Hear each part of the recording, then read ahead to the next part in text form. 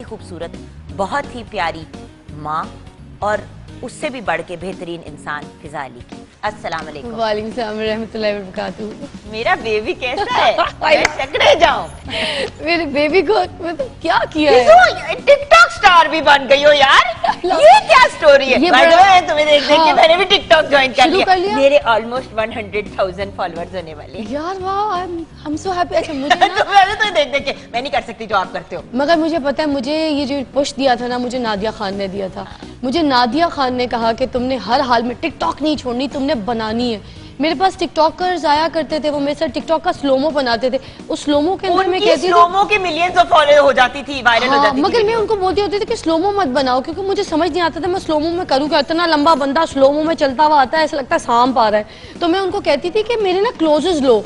तो उस टाइम पे मैंने शुरू किया, मैंने कहा मेरे क्लोजेस लो। मैं फिल्मी अदाए वदाए मार के ना टिकटॉक पे वो परफॉर्म किया करती थी। अच्छा, घर आके कैसा लगा? ये भी तो घर ही है ना यार। घर वाकई घर इस तरह से ही है ना कि ये तो मेरा एक मैका है कि मैं मैका छोड़ के जब गई हूँ तो याद तो हमेशा आता रहा। मगर इस मैके में जितनी बहुएं आई हैं, मैंने सबको एक्सेप्ट किया है और सारी बहुत प्यारी रही है।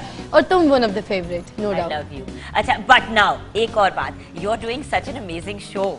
अच्छा, आजकल जो कर रही हो यार फिजा, क्या शो है यार। बहुत मुश्किल है। मैं आपको एक बात बताऊं, दुनिया का सारा काम मुझे लगता है आसान है। किसी को हंसाना, किसी पे जुगत मारना, इट्स वेरी डिफिकल्ट। क्योंकि एक बात मैं कहूंगी कि फिजा का जो शो है, आई मीन GNN पे आता है, it's absolutely amazing. And obviously एक चैनल पे बैठ के दूसरे चैनल की लोग यूजुअली बात नहीं करते, बट फिजा के करियर को जुगन काजिम और A+ हमेशा पुश करेगा, हमेशा प्रमोट करेगा, बिकॉज वी लव हर। उसके अलावा व्यूअर्स, जो इनके शो की सबसे अच्छी बात है, मजाक करते हैं, सारा कुछ करते हैं, बट विद इन लिमिट्स। हाँ, बाउंड्रीज एक सर्टन लगता है कि वो आपने खुद ही सेट किया, क्योंकि देखो चैनल्स तो कहते हैं जो मर्जी करना है। एग्जैक्टली। एक्चुअली जब हमने स्टार्ट किया था ना, तो मैंने क्योंकि मजाक रात भी मैंने शुरू किया था, ये काफी लोगों को नहीं पता। मैंने और नुमान भाई ने उसके स्टार्ट के शोज किए थे, मगर उस वक्त में हम सब उम्मीद से कर रही थी। तो मेरी जो वो वाली टीम थी डॉक्टर साहब की, वो बहुत गुस्सा हो गई थी कि आपने जाके ये वाला काम क्यों किया। तो फिर खैर मैं कर नहीं सकती होती थी आगे। फिर उसके बाद जब मुझे ये प्लेटफॉर्म मिला मेरे गेम शो के बाद, तो फिर मुझे बस ये था कि मैंने ये जो जुगते होती हैं कि तेरा मुंह इंज है जिमें तरबूज नू अख लगी होंगी है और ये वो, तो मैंने कहा मैं ये सब नहीं करूंगी। तो तेरा मुंह इंज है जिमें तरबूज नू अख लगी है। Good Lord, what a horrible thing to say। क्योंकि अपना आप सा याद आ रहा है तरबूज इसके ऊपर। एग्जैक्टली। तो मैंने उनको बोला था कि कोई ऐसी चीज करते हैं कि जो गेस्ट है उसको इज्जत देना तो वेरी इंपॉर्टेंट, क्योंकि हमारी ट्रेनिंग ऐसी है।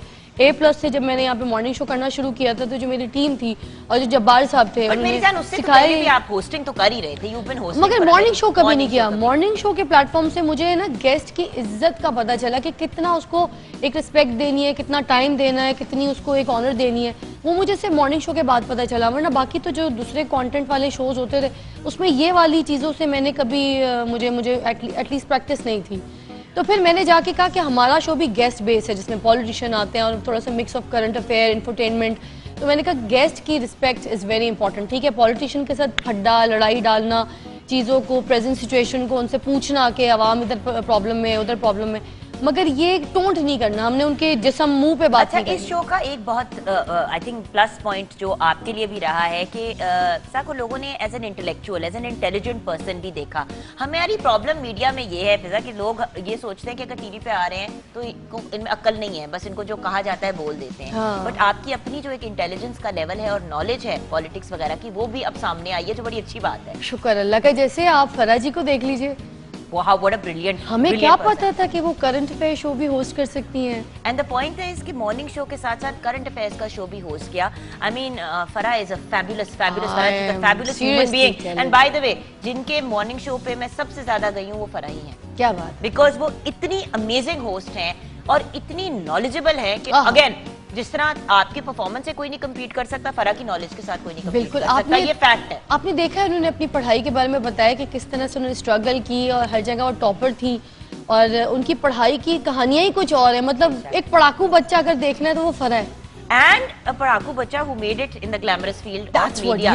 सो पढ़ोगे, लिखोगे, बनोगे नवाब, खेलोगे, कूदोगे, होगे खराब, लेकिन खेलो या औलाद बन लोगे अपनी। एनीवे, अच्छा Fizu, let's talk about your life. देखो आपने कहा कि लर्निंग ग्राउंड, ट्रेनिंग, ये वो, तो आई थिंक मैं आपका पहले भी बड़ी दफा इंटरव्यू कर चुकी हूँ, बट मैं चाहती हूँ कि इस फोरम पे आज हम थोड़ा सा फिजा के साथ व्यूअर्स दिल की बातें करें। और आई थिंक आप भी एग्री करेंगे कि कहाँ से जर्नी स्टार्ट हुई, क्या हुई। बहुत से लोगों के जहन में सवाल है, एज ए सिंगल मदर अब वो कैसे मैनेज कर रही हैं, व्हाट हैपेंड, इतनी खूबसूरत इतनी वंडरफुल मैरिज, ये सब चीज़ें जो हैं ये व्यूअर्स जानना चाहते हैं। उसके बाद जो बार बार इनका नाम कनेक्ट कर दिया जाता है, कभी किसी के साथ कभी किसी के साथ, इतनी तो एलिज़ाबेथ टेलर की शादियां नहीं हुई जितनी ऑनलाइन फिजा की हो गई है। और बाय द वे ये बात मैं फिजा की परमिशन से करूंगी, बिकॉज ऑब्वियसली जैसे कि फिजा ने कहा कि गेस्ट की रिस्पेक्ट, उनकी रिगार्ड और उनकी जो बातें हैं उनको साथ लेके चलना है, अपनी वो जो कहते हैं ना लुचनी दलनी। सो छोटी सी ब्रेक की तरफ चलेंगे, ब्रेक के बाद जब वापस आएंगे तो फिजा अली से दिल की बातें करेंगे।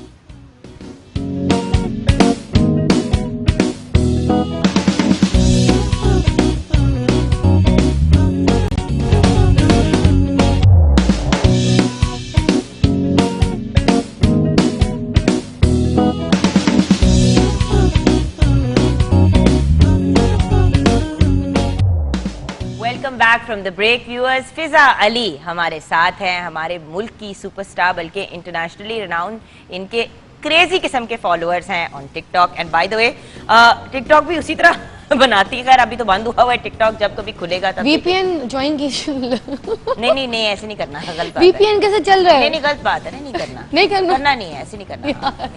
आगे बढ़ते हैं। अच्छा अब चलते हैं। अच्छा फिर I want to talk about बचपन।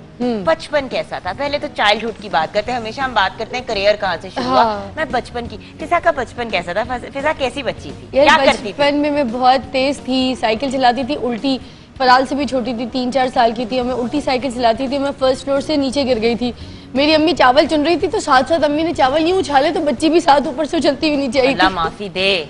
हाँ तो ऐसी थी। हुआ क्या? बच गई, अल्लाह ने बचाना था। चोट नहीं लगी? नहीं कुछ भी नहीं हुआ। वहाँ पे गई तो वो डॉक्टर ने कहा कि जिस्मानी तो कोई ऐसे जिसको चोट नहीं लगी थी, मेंटल ट्रॉमा। हाँ वो ठीक, क्योंकि वो जो एक दरख्त होता है ना, बेले के फूल शूल अम्मी ने लगाए हुए थे, वो कलियां शलियां ऐसी बड़ी सारी, तो वो उन पौधों के ऊपर जाके मैं गिरी थी साइकिल समेत, तो मैं बच गई थी। अल्लाह ताला ने मुझे बचाया था। हाँ मतलब हार्डली कोई अगर हुआ भी था तो मुझे याद नहीं है, मगर अम्मी बताती है कि थोड़े से स्क्रैचेस पड़े थे बस, और कोई हड्डी का कोई बोन टूटना शूटना कुछ नहीं हुआ।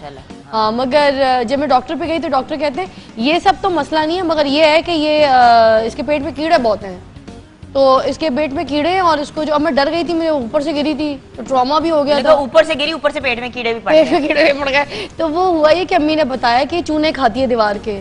मुझे गीली मिट्टी है, वो खुशबू उसकी अच्छी लगती थी, मैं मट्टी खाया करती थी।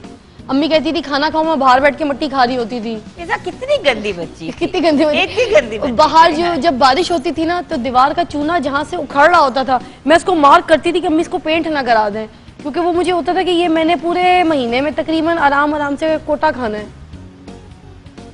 यार मेरे घर में कुछ जगहों पे चूना उतर रहा है, मुझे टेंशन हो रही है कि मैं जाके पेंट करा लूं फिजा के आने से पहले।